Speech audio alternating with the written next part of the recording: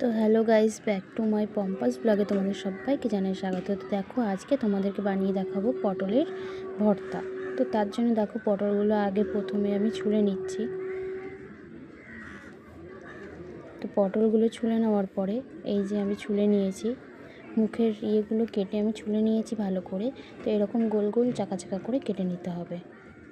তারপরে মিক্সিং জারে আমি পটলগুলোকে দিয়ে দেব, ভালো করে ধুয়ে পটলগুলোকে দিয়ে নেব। তো এখানে আমাদের ফ্যামিলির লোকজন অনেকই, এই জন্যে পটলটাও বেশি পরিমাণে। এবার ওটা ভাজতে গেলে তো অল্পই হয়ে যাবে। তো এই যে পটল দেওয়ার পরে কাঁচা লঙ্কা দিয়ে দিলাম। তারপরে আমি এখানে দিয়ে দেব রসুন। এখানে পেঁয়াজ কুচিয়ে নিয়েছি, রসুন কুচিয়ে নিয়েছি আর কালো জিরে নিয়েছি। তো এই যে এখানেও একটু কালো জিরে দিয়ে দিয়েছি এটা। তারপরে কড়াইতে তেল দিয়ে দিলাম। তো আমি কিন্তু অফ ক্যামেরাতে মিক্সিং জারে মিক্সি করে নিয়েছি পটলটাকে পুরো। তো কড়াইতে এখন আমি দিচ্ছি কালো জিরে। তো এই পটলের ভর্তাটা যে খাবে তার মুখে একদম লেগে থাকবে। তো তোমরা একদিন প্লিজ বানিয়ে দেখো বাড়িতে, খেতে খুবই ভালো লাগে। তো এই যে আমি এবার রসুন দিয়ে দিলাম, রসুন কুচি। এবার দেবো পেঁয়াজ কুচিটা। তো আমার তো খুবই ভালো লাগে পটলের ভর্তাটা খেতে।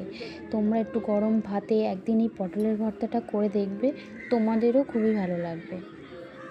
তো এই যে এবার আমি নেড়ে চেড়ে নেবো। এটা লাল লাল করে পেঁয়াজটাকে ভাজা করে নিতে হবে, যাতে কাঁচা কাঁচা কোনো গন্ধ না আসে পেঁয়াজের একটা।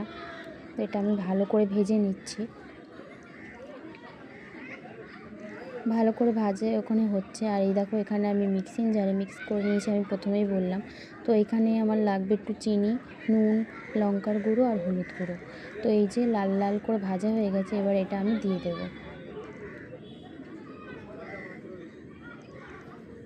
ঠিক এমনভাবেই কিন্তু মিক্স করতে হবে, একদম মিহি করে বাটতে হবে।